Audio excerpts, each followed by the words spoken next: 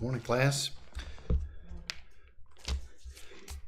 As per the prayer, yes, this is a beautiful morning, fall-like, and I think we feel better. It's not too hot, not too cool yet, just about right.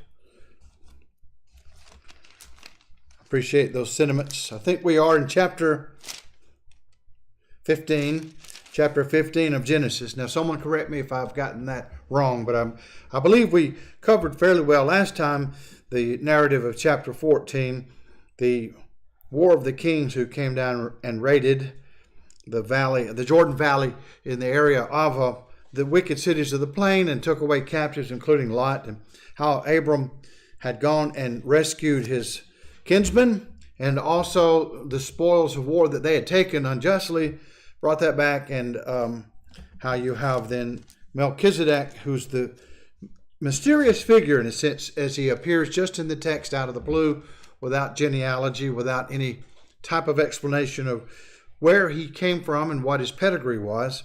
So he was a priest in what would be known later in history as Jerusalem, in Salem at this time it's called, and he is the priest of the Most High God, which means he is a worshiper of the true God of heaven, the same God worshipped by Abraham, or Abram as he's still called at this particular time in his life. And this is just a fascinating narrative because the Hebrew writers, we noticed last time, bases a doctrinal point on that, how the lesser blesses the greater. So obviously then Melchizedek had a great priesthood. And there is a sense in which you could say when Abraham paid tithes, that Levi was still in his loins. The nation would someday come through Abraham, the Hebrew nation, the Jewish nation, the Israelites.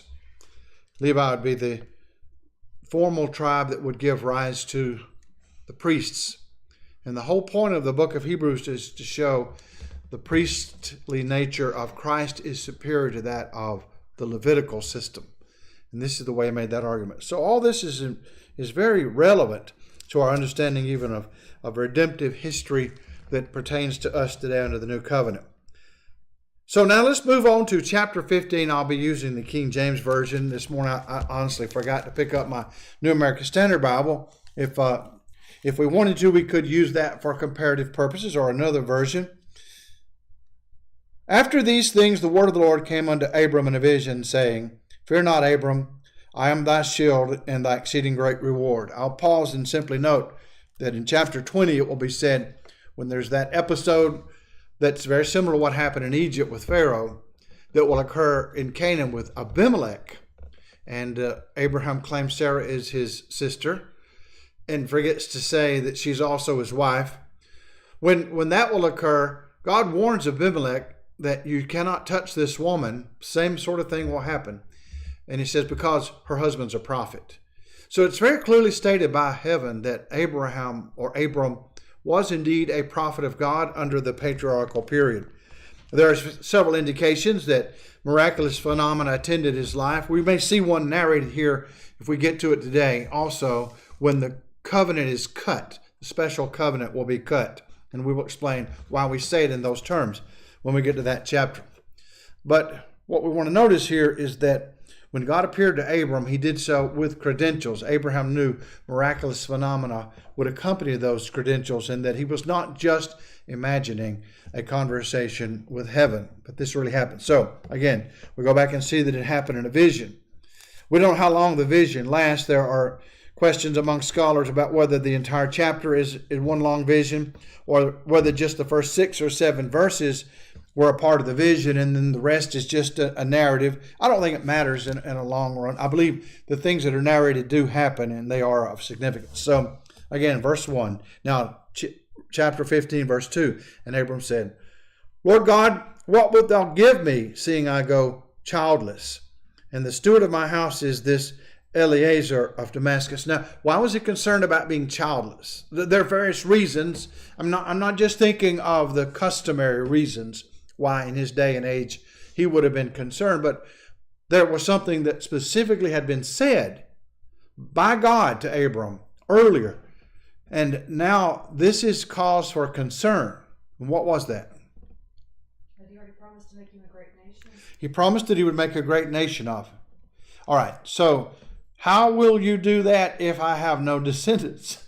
How could that come about, Lord? If there's no son, how can the seed of Abraham be numberless as the stars of the heavens or the sands of the seashore? So Abram was just trying to understand this and figure this out. So in chapter 15, verses 1 and 2, we've noticed that Abram was having a vision from God, an inspired vision because he was a prophet of the Lord. And now he's concerned. The Lord promises him he's going to be with him as a shield, which shows he will be his protector. So as a shield, he says, I will be with you, and I will be thy exceeding great reward. But now, that all seems to embrace the earlier promise. And of course it did, in principle. If I'm going to be your great reward. But Lord, how can all these things you've promised me come about? So this is why he's asking about Eliezer of Damascus. Evidently, on his trek from Haran, we've noticed up in, I would call it northern Syria. Some scholars say it would be central Turkey, same area, same broad area, that he must have gone through the city of Damascus in Syria proper. And while in Damascus, had spent enough time for one slave boy to be born in his house, to one of the slave women, no doubt. And he was Eliezer, so he's known as Eliezer of Damascus.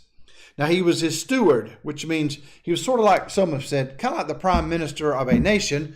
He's sort of like the prime minister of the Abraham family, the Abram family at this time. He was responsible for the day-to-day affairs of the work. So a responsible steward. It seemed logical to Abram, this will be a good guy to select to be my heir. And Abram said, behold, to me thou hast given no seed, and lo, one born in my house is mine heir. And that would be, according to the customs of the time, since he was his slave son, or he was his slave, he would be considered legally like a son, to have legal protection like a son. And behold, the word of the Lord came unto him, saying, this shall not be thine heir. In other words, Eliezer will not be the one. Now that's going to consternate Abram even more, no doubt. But he that shall come forth out of thine own bowels shall be thine heir. All right, so now I see. So it's not just going to be one who was born in my house and happened to be legally part of my family, including the slaves. But now you're saying, Lord, one of my own children. So, but he still is not seeing the point that God's wanting him to see, that it's going to be not just through your bowels, but actually through your wife, your wife Sarah, or Sarai here. And he brought him forth abroad and said, look now toward heaven and tell the stars, if thou be able to number them. And he said unto him, so shall thy seed be. Somebody could correct me. I've read, well, the figures do vary, obviously, for obvious reasons. When you look at the night sky and you try to count the number of stars, just by the naked eye, without any instruments to help you, I think you see 2,000 to 2,500. And it would be hard to keep up with them because the earth's moving, and so they're not going to be in the same spot. After you started counting, they're going to start changing positions relative to your stance on the earth. Now, what does that tell us about the number of stars that are actually out there? Well, nothing. It's just a phenomenon, a human phenomenon. On earth, we look up at the night sky. We cannot count that many stars. We don't realize it, too, that many of the stars we think we're looking at, stars singular, are not stars at all, but are in fact entire galaxies, billions of stars. And in fact, entire galaxy clusters, billions upon billions upon billions upon billions of stars, unfathomable to us. That's not the point, however, that God is getting across to Abram, but that he would not be able, with his own eyes, to physically number the stars, and he would not be able to count all those who would be his descendants. So it's just speaking in everyday, what we call phenomenological language, the language of the phenomena as they appear to us on earth. And that's perfectly accurate because that's all that was intended by that sort of statement. And he said, so shall thy seed be. Verse 6, what was the response to this promise? And he, that is Abram, believed in the Lord, or he believed God, and he counted it to him for righteousness. So the idea would be he chalked it up to his account for righteousness. God counted to him for righteousness. Now, how did Abram believe God? Well, the Lord had said, here's what's going to happen. You will have great posterity. But there were doubts in his mind. This is why I brought up the Eliezer episode already. Is this going to be the heir that you're promising, Lord? No, this won't be the heir. So rather than doubting any further, when the Lord reassured him, you're going to have a child. From your own loins, you will have a great nation. Then he believed the Lord. He accepted what was said. So there was what you could call a mental or a cognitive aspect of his faith. He believed the Lord. Now, this is not the first and only time that Abraham is said to believe the Lord. And in fact, it's obviously not the first time he believed the Lord. Why would he even be here had he not already believed the Lord? We looked at Hebrews chapter 11 in the past. We'll go back to it again today just to remind ourselves, because we didn't look at the entire narrative about Abraham and his sons in Hebrews chapter 11.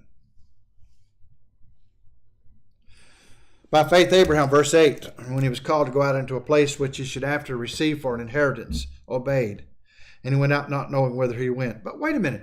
I thought you said that his righteousness, well, it was attributed to him because of his faith. Yes, by faith. The Hebrew writer agrees. Perfect harmony between what the Hebrew writer is saying and what the author of Genesis said in verse 6 of Genesis 15. Abraham believed God and was counted him for righteous. Now that's later when this promise is reiterated. It is said Abraham believed it there. But again, we know from the narrative it's not the first time Abraham believes. By faith, Abraham was called to go out of a place, obeyed, and he went out not knowing whither he went. By faith, he still is living by faith. So you see, it's not a one-off thing where you once have faith. I trust you, Lord, and then the rest of your life, you can live as you want. Although that's very common, it's very appealing to the fleshly side of modern-day Americans in the Southeast in particular, throughout the country. This doctrine, it is not biblical, but you have to continue to live by faith. So, by faith, Abraham sojourned in the land of promise, verse 9 of Hebrews 11.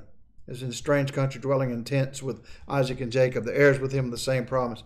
We talked about this before. He looked for a city which hath foundations, whose builder and maker is God. So now let's continue. Let's just peep ahead, because this is going to come up in our narrative in Genesis.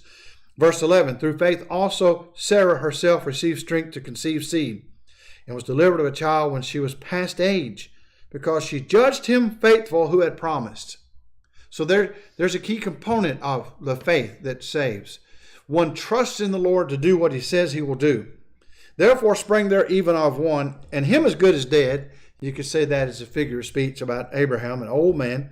So many as the stars of the sky in multitude, and as the sand which is by the seashore innumerable. These all died in faith. They kept living by faith. From the moment Abraham was called, or Abram, till the moment he died, he lived by faith, not having received the promises. The Lord kept reiterating the promises, and there would be moments of doubt. There would be critical moments in his life when he wondered and just couldn't understand how the promises would be fulfilled. But he trusted. But they saw these promises afar off. In other words, they would be fulfilled way down in the future. In this case, beginning with the slavery that's going to be promised or warned about 400 years later as a round figure. They were persuaded of these things.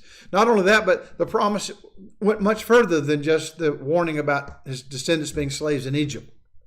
The entire plan of salvation is really embraced in all of this, and all these promises made to Abraham.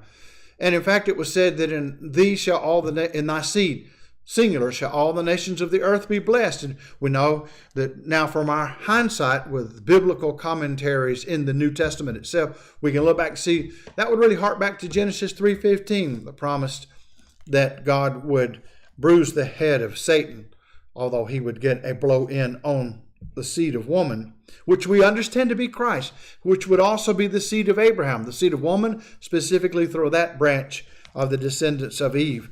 So the plan of salvation was revealed in some respects to some degree.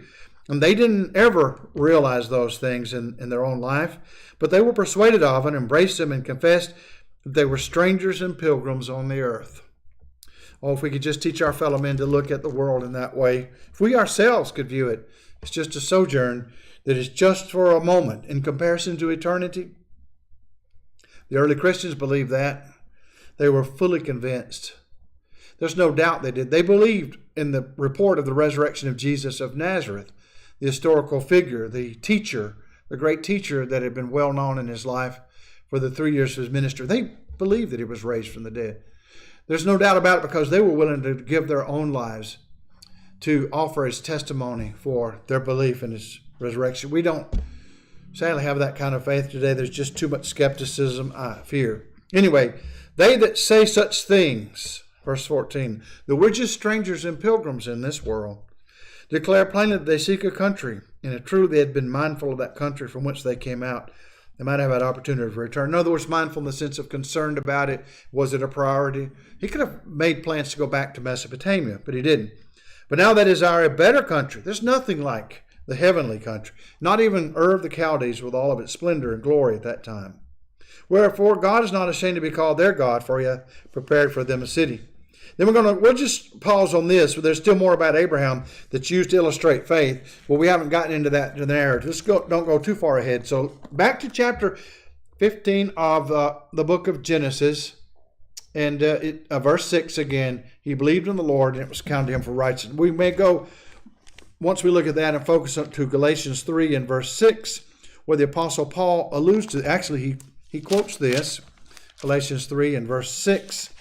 And he's doing so to convince the Christians who had been led astray by Judaizing teachers in the church, who were introducing elements of the law of Moses in the church, that you're not going to be justified by keeping the law of Moses anymore. This is not God's way. It's through the Christian plan. So in verse 6, even as Abraham believed God, and it was accounted to him for righteousness. Know ye therefore that they which are of faith, the same are the children of Abraham.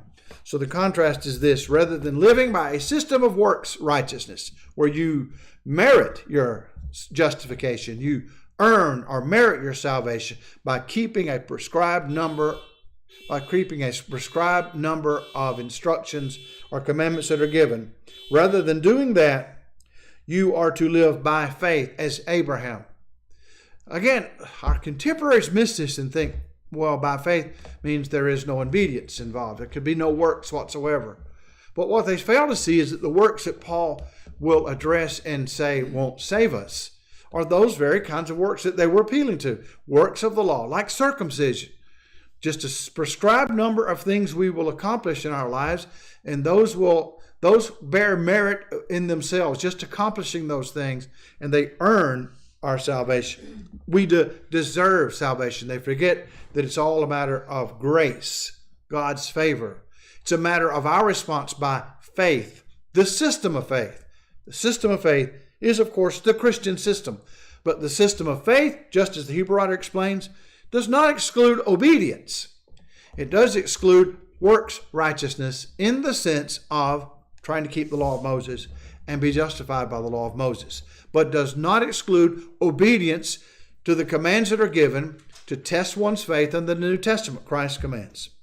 All right, so that is a key point in verse 6, Genesis 15 and verse 6. Now, Genesis 15 and verse 7. And he said unto him, I am the Lord that brought thee out of the Ur of the Chaldees to give thee this land to inherit it. And he said, Lord God, whereby shall I know that I shall inherit it? Now, it may be thought of that this is a statement of doubt. But what it shows us is that Abram could say something like, Lord, I believe. Help thou mine unbelief. And we are all in that condition, really. We have faith, but we could always have our faith strengthened. This is why we study evidences in apologetics, for example, today. So it's not wrong to require, in a sincere, humble way, some sort of testimony that would even strengthen our faith. So he believes him, but he's wondering, what signs would you show me, for example? And here in verse 9, we have these kind of strange instructions in a way. And we'll try to get into why that happened like it will. And he said unto him, take me an heifer of 3 years old, and a she-goat of 3 years old, and a ram of 3 years old, and a turtle dove, and a young pigeon. And he took unto him all these, and divided them in the midst. Now this, we will see, means literally divided them in the midst. He cut them in two. When you cut an animal in two, what happens to the animal? it dies. Blood is shed, the animal dies. These are sacrifices. So these are sacrifices made. Remember, Noah was making sacrifices long before this in the patriarchal period. And even Cain and Abel in the earliest days. Abel was accepted because it was a killing of animals. Cain's was rejected because it was not evident. Well, it was not a faith. And evidently that had been prescribed. So he says, you cut them in half and laid each piece one against another, but the birds divided he not. And when the fowls came down upon the carcasses, you can imagine buzzards flying around, Abram drove them away. So it's just a vivid picture. You can see Abram in the heat of the day. He had cut this meat, separate. You have, except for the birds, but the other larger animals, he cut them up, split them in half, put one half of the carcass here, one half over here, and there's a gap in between. And of course, naturally, the birds of prey are going to come. Oh, this is just what you would expect, but these are sacred pieces of meat. So he's running off the birds so they can't get at the vultures. Verse 12, and when the sun was going down, a deep sleep fell upon Abram. This is the same terminology used to refer to Adam. When a deep sleep fell upon him, so that you could say divine surgery could be performed and Eve would be made. Well, this is a deep sleep, but it's a deep sleep that's, I don't know if it's like a coma, if we're trying to relate it to what we know today, or if it really relates to anything precisely as we know today. But it was not only a deep sleep, it was a psychologically perturbed sleep. This was not a happy dream. And lo, and horror of great darkness fell upon him. I guess all of us relate to that. Sometimes you wake up in the middle of the night and what is it? The serotonin level is low in your brain and you kind of you feel antsy and upset and you start worrying about things you shouldn't. And then the next day after you get your coffee and eat eggs and bacon, you feel fine. Like, why was I worrying?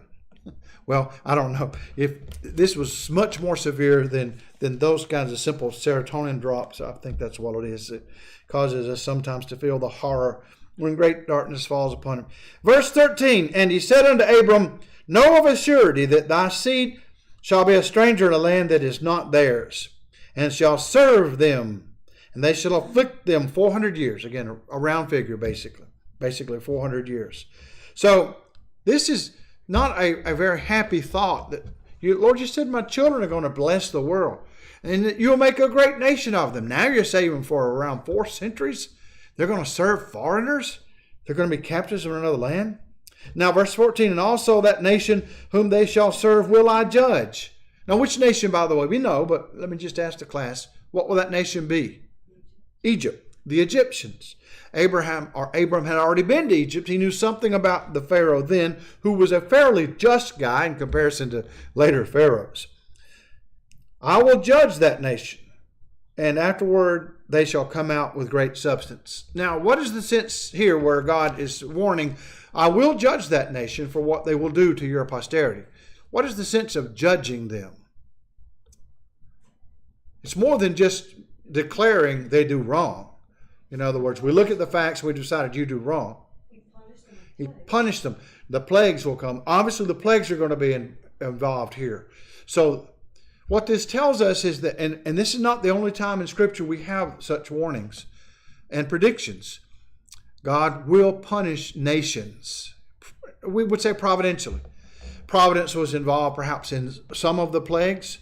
There no doubt were miraculous elements in a way, but we don't understand the workings of God in the world. We just assume there were miraculous elements in some of the plague because of the magnitude of the plagues, and they happened just at the time that they were called for.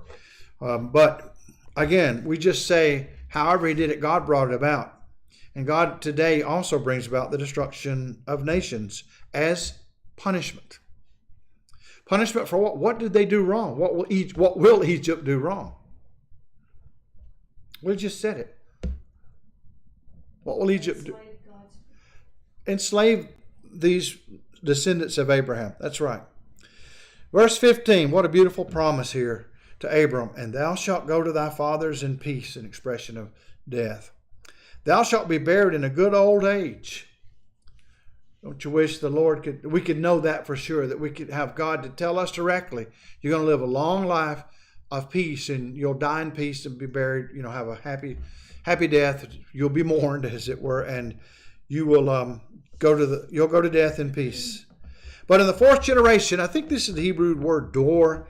Here, dor, it signifies a period of time, not necessarily what we think of in the technical sense of a generation from the time a child is born until it reaches maturity for reproduction, and then has another child, and that one in turn reaches the next age.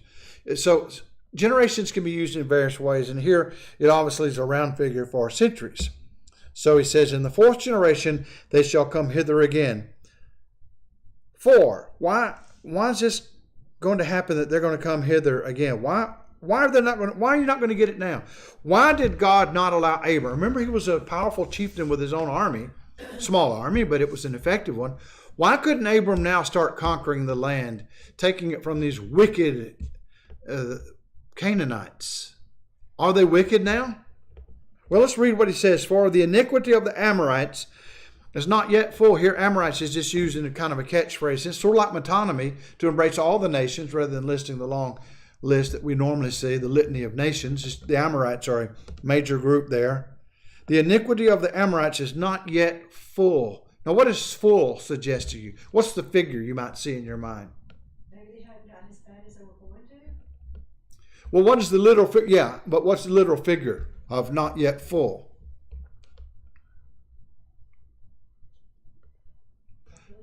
Well, literally, when something's not yet full, it is partly, well, it depends on if it's the Three Stooges. I don't know if it's half full or half empty, when they look at the gauge on the truck. Well, full suggests something being given in increments, more and more, greater measures, something. Not yet full. It's being filled. It's like a vessel. That's the figure I'm looking for, a vessel. And suppose you are pouring a liquid into a vessel.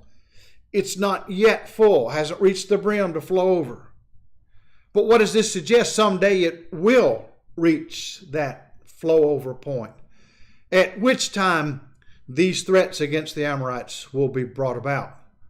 But this is why in this generation, 4 centuries earlier at least, that God did not send Abram to militarily conquer the Canaanites.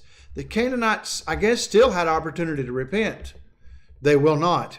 By the way, God sees that. God sees what will occur. God actually predicts their continued wickedness to the point that they will deserve to be wiped out of the land. Again, punishment. Egypt's going to be punished. Now he's threatening to punish the Canaanites, but not yet. In fact, Egypt's not going to be punished for a long time until all these things have occurred. The Canaanites will be punished, so God can see that sin will merit it. Obviously, the strange theory that some of the Armenians have entertained and some of our misguided brethren like T.W. Brents, that God cannot see the future of man's choices because you might see a man sin and man has to sin. It's just playing with words. It's being silly, and it's not taking seriously the biblical text. Yes, God foresees the sins of men, in this case, the sins of the Canaanites. That foreseeing it didn't make it happen. They chose to be evil. But it appears that God's also being merciful. He's being fair. The iniquity of the Amorites is not yet full. 17. Now remember, this is still going on. This strange custom of cutting the covenant.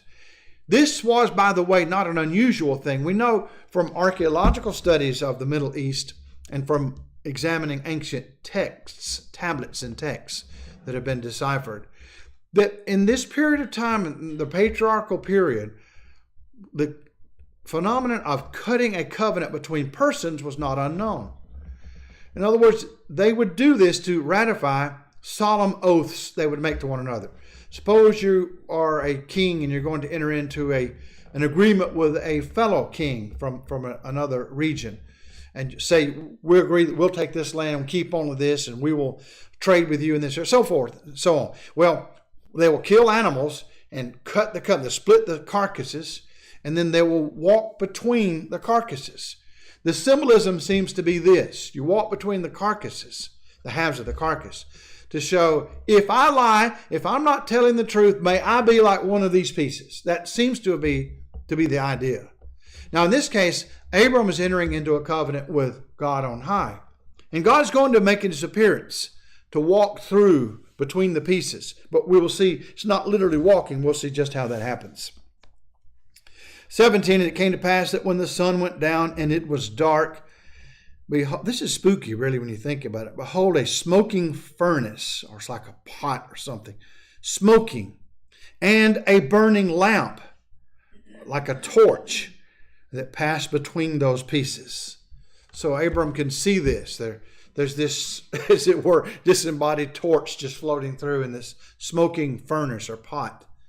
Later on, God will be symbolized thus. You know, the pillar of cloud by day, the pillar of fire by night. So this is not unheard of, the smoke and the fire from the torch that he sees.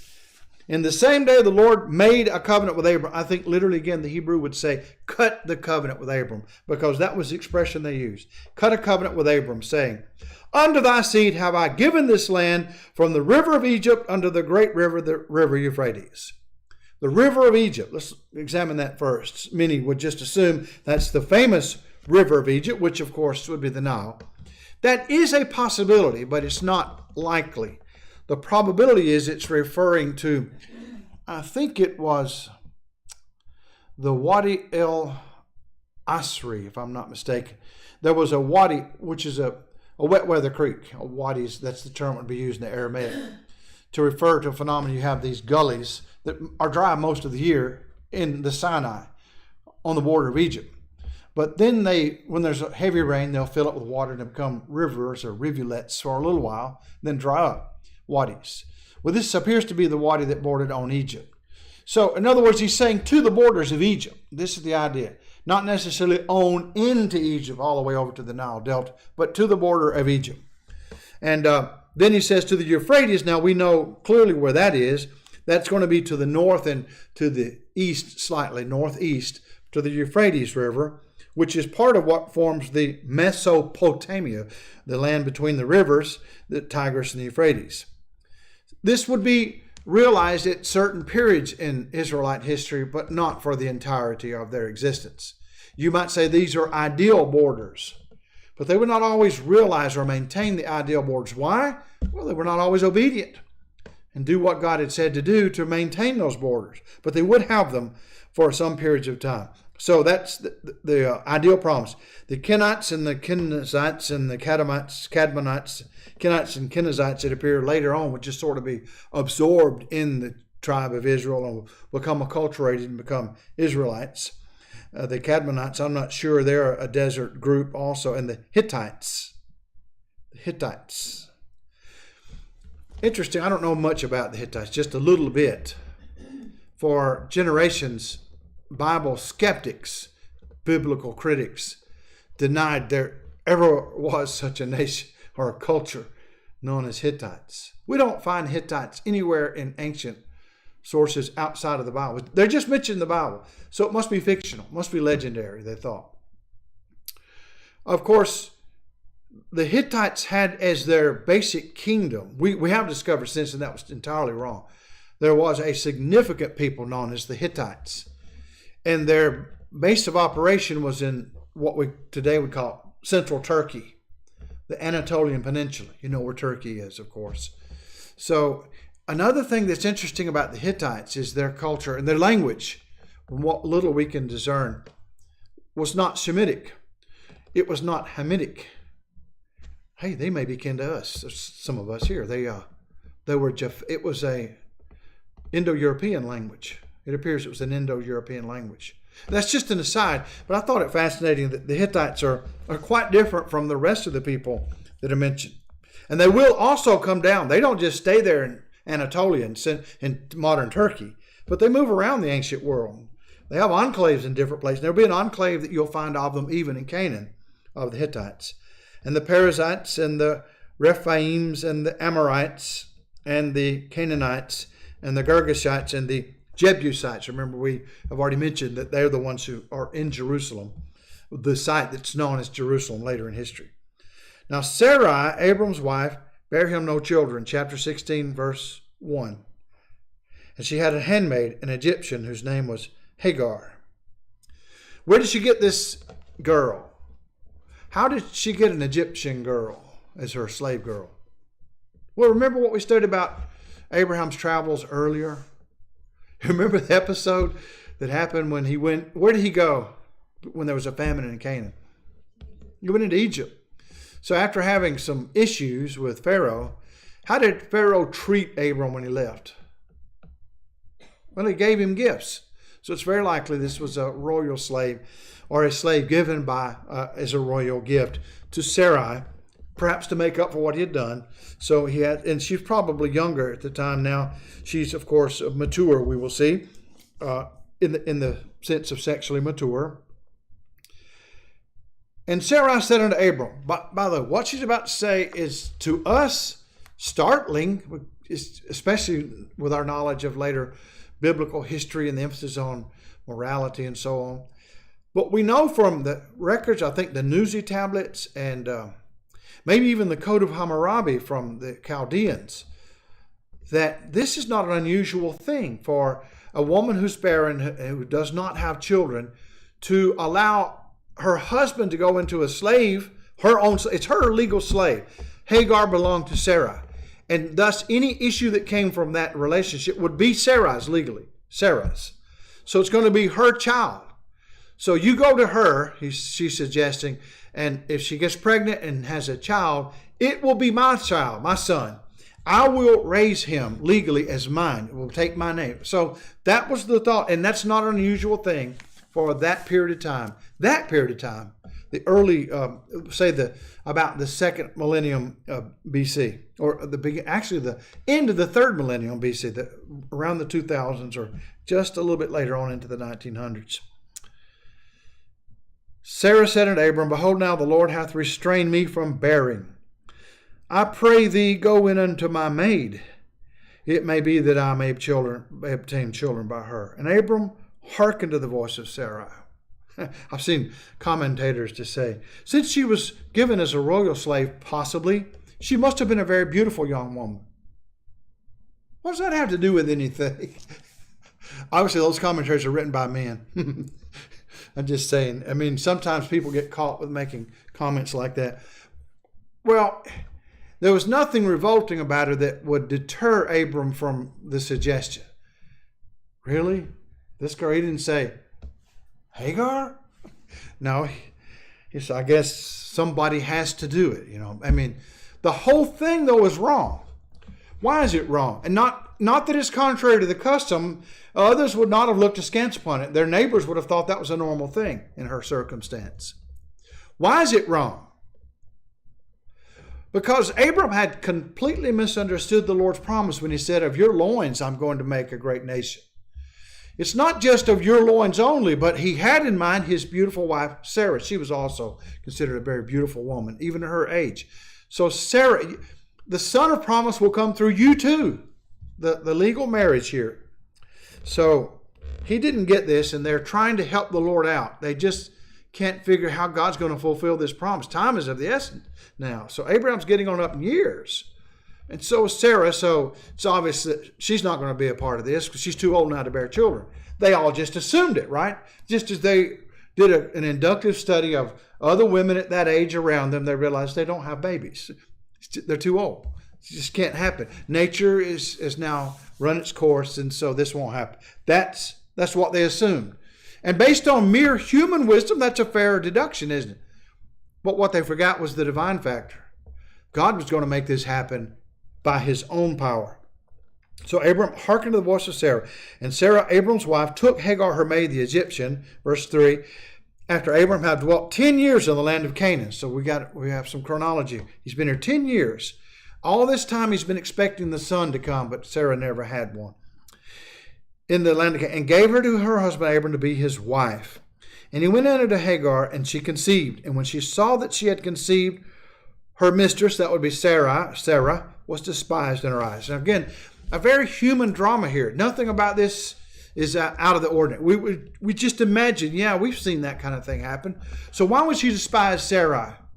What are some of the reasons? Now, she's pregnant. Just what are some reasons? Why not be grateful to Sarai for giving her the opportunity to bear the son of Abraham? Maybe she didn't want to be. Maybe she didn't want to have a child. Maybe she didn't want to have a child that wasn't of your I don't think that'll fit. I think in the context, she's glad that she's been privileged. I think we'll see. She wants more. Maybe she wants Abram for her own. There, you're onto something. I think many commentators have. Now, this is speculation. But what we're doing, we're basing the speculation on what we know of human nature under circumstances like this. Almost reads like a Shakespearean play. Of course, Shakespeare was highly influenced by the Bible. Many of his ideas came from ancient history. But anyway, the point is, she now looks at Sarai, and we would say she's a little arrogant. She's a little tart now. I mean,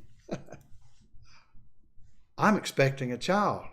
All these years you've been with the master, sorry, but you just don't have what it takes. A woman being catty to another woman. Have you ever heard of that? Does that ever happen? A woman being catty to another woman?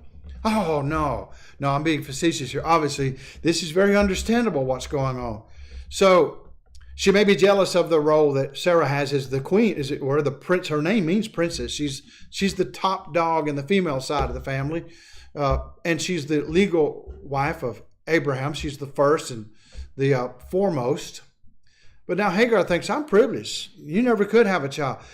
It also reflects what we know from Middle Eastern culture, that barrenness was considered a curse. Now, this was the human thought. It's not that God ever said that. That's not indicated. But this was a human cultural thing, right or wrong. They thought, well, if a woman cannot have a child, then God must not favor her. So if he doesn't favor her, he must have cursed her.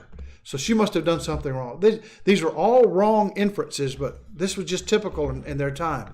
So now Hagar is thinking, I could get pregnant. The Lord has favored me. You're not favored. And I deserve to be with him anyway. I mean, I could have more children. You can't have children. It's just a very human thing. But it's also, the whole thing is wrong. And how come all this is starting to build up to this high drama that's going to reach a climax? What started it? Did God start this? No, God did not suggest. It was Abram's and Sarai's inference. They drew human inference that the only way we're going to make this promise of God come to pass is we got to help it out a little bit in our own way. But God did not command him to do that. So she despised her mistress in her eyes. And so Sarah is upset. She goes to her husband. A redress of grievances is in order. She said unto Abram, my wrong be upon thee. In other words, you got to fix this. This young tart, no doubt she was saying snide remarks, saying bad things. There's a lot of ill will, rancor going on in the household. I have given my maid into thy bosom, and when she saw that she had conceived, I was despised in her eyes. The Lord judge between me and thee. But Abram said unto Sarai, behold, thy maid is in thy hand. In other words, she's your slave girl. Do to her as it pleaseth thee. And when Sarai dealt hardly with her, or harshly, she fled from her face. Now, it was not according to custom or law, given like codes like Hammurabi's or the Newsy tablets, to dismiss a slave girl under these circumstances. Sarah does not do that at this time. She just makes things tough on her. I wonder how she made things tough on her. I guess Hagar could never do anything right anymore around the house. And Sarah was scolding her probably. Some have thought she must have beaten her. Well, there's no indication she used physical force. She might have. But it just said she makes things very tough on her. So Hagar can't take it anymore. And she fled from her face. So she just ran away. Now, it looks like she's heading back to Egypt, back to her home. And the angel of the Lord, let me just stop verse 7, right there. Because we have to be reverent, exceedingly so in the face of these few words, the angel of the Lord. Often when we heard this, I guess as children, we just assumed, we saw pictures in our minds of angels with wings, like the created beings you see later on in history. They're also mentioned here, they'll be mentioned here soon, but this is not a created angel. The angel of the Lord, this figure, this expression, is no doubt in the context referring to God himself. In some form, was manifested to Hagar in the wilderness. The angel of the Lord found her by a fountain of water in the wilderness. by the fountain of the way to Shur. And he said, Hagar, Sarai's maid, whence camest thou? And whither wilt thou go? And she said, I flee from the face of my mistress Sarai. And again, reverently, the angel of the Lord said unto her, return to thy mistress, and submit thyself under her hands. In other words, I guess he said, you started it, smart aleck. You need to stop being a troublemaker, submit to her, and don't be cocky and arrogant as she had been to cause all this trouble. So she said, submit thyself under her hands. And the angel of the Lord said unto her, I will multiply thy seed exceedingly, that it shall not be numbered for multitude. Just the other day in the UN, I saw a video of Benjamin Netanyahu, the Prime Minister of Israel, again, who was making a pretty good speech, a pretty famous speech. He talked about Trump's bringing about the Abraham Accords, and he was confident that Biden should bring about something similar for Saudi Arabia. He was just sure Biden would do the same thing, since Trump, his predecessor, had done that for the Abraham Accords and had worked out some deals with other Arab countries that made peace with Israel. But the thing about it is how he kept talking about the relationship to the Arabs, and he recognized the Semitic background. We're all the children of the Abraham Accords, because they're all the children of Abraham. The Arab peoples, generally speaking, there are some exceptions, but the Arab peoples, generally speaking, have come from this child of Hagar. And he did fulfill that promise. He said, I'm going to multiply thy seed exceedingly, verse 10, that it shall not be numbered for multitude. And the angel of the Lord said unto her, behold, thou art with child, and shalt bear a son, and shalt call his name Ishmael, which means the Lord hears, because the Lord hath heard thy affliction. So even this little slave girl, although she had started the trouble by being cocky and arrogant to her mistress, is being given compassion by the Lord. And the Lord shows, because this is Abraham's child, by the way. And her seed will be a wild man. Actually, the better translation is he will be a wild donkey of a man, a wild ass of a man. It's also said in other versions. That's literally what it means. This is the figure. He's a wild ass of a man. People think of that as an insult, but it wasn't considered that in that time. The wild donkeys that they saw roaming in the deserts were free. They were not under the yoke of they were not domesticated. So the idea is he's going to be independent. He's going to be self-reliant, prideful. He'll do what he wants to do, and he really won't be submitted to anybody else. And how has that not been fulfilled for millennia in the Arab peoples? So he will be a wild donkey of a man. Literally, I don't know why the King James does not include that, but that's the thought. His hand will be against every man, and every man's hand against him. If you say the culture and religion today of the Arab people, although it's not limited to them, but it's basically Arab in nature, Islam. You could compare that. You could look at civilizations and say everywhere the edges of civilization are bloody. Everywhere there are Islamic countries, there are conflicts. Everywhere. And even in countries that are not Arab peoples, but especially among Arab people, there's just constant strife and trouble. And this is what was predicted. Every man's hand against him, and he shall dwell in the presence of all his brethren. Historically, this will happen. The Arabs are going to be side by side with the children of Israel, for example. And she called the name of the Lord that spake unto her, Thou, God, seest me. For she said, Have I also here looked after him that seeth me? The Hebrew is El Roy, that is the seeing God, the seeing one, God who is seeing. El Roy, El is God. Wherefore the well was called Beer Lahai Roy, because it is between Kadesh and Bered, or Bered. We're not exactly sure where it was, but we know it's on the way down in the desert, on the way toward Egypt. And Hagar bare Abram a son. So she does return, obviously, because Abraham's going to see him. And Abraham called his son's name, which Hagar bare, Ishmael.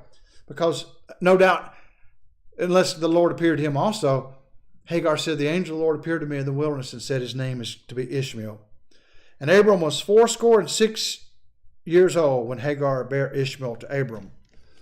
80, so he's 86 years old. I'd like to get into chapter 17. When Abraham was 90 years old, and 9. That's getting on up there, almost a century old. The Lord appeared to Abram and said unto him, I am El Shaddai. I am God, Almighty God. Walk before me and be thou perfect. And I will make my covenant between me and thee, and will multiply thee exceedingly. And Abram fell on his face, and God talked with him, saying, As for me, behold, my covenant is with thee, and thou shalt be a father of many nations. Neither shall thy name any more be called Abram, but thy name shall be called Abraham. Or Am, the nations in Hebrew. Ab, the great exalted father. He's exalted father of many nations. For a father of many nations have I made thee. So now we're going to call him Abraham from this time forward. And I will make thee exceedingly fruitful, and I will make nations of thee, and kings shall come out of thee. And of course we know historically all this will happen. And will establish my covenant between me and thee, and thy seed after thee, and their generations for an everlasting covenant, to be a God unto thee, and to thy seed after thee. And I will give unto thee, and to thy seed after thee, the land wherein thou art a stranger, all the land of Canaan, for an everlasting possession, and I will be their God. And God said unto Abraham, Thou shalt keep my covenant, therefore, thou and thy seed after thee, and their generations. This is my covenant. And he's going to introduce the rite of circumcision now, which ye shall between me and you and thy seed after thee. Every man child among you shall be circumcised. Let's just go down to verse 14, and we'll stop we'll take our break. He that is born in your house or bought with money of any stranger, the middle of verse 12, which is not of thy seed.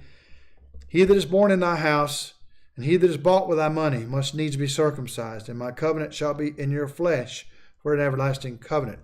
And the uncircumcised man child, whose flesh of his foreskin is not circumcised, that soul shall be cut off from his people. He hath broken my covenant. So this is going to be the sign of the covenant between God and Abraham and his descendants. Somebody help me remember, please. We're in chapter 17, verse 15. I'm kind of hoping, Susan, maybe anybody remember the middle of chapter 17. We'll start with verse 15. Any questions or any comments now to this point? I think the narrative is starting to pick up and move, I believe. And it's getting to be really, really interesting and extremely relevant. I promise I won't answer long. Short question, I'll give a short answer. You don't believe me? All right. Well, thank y'all.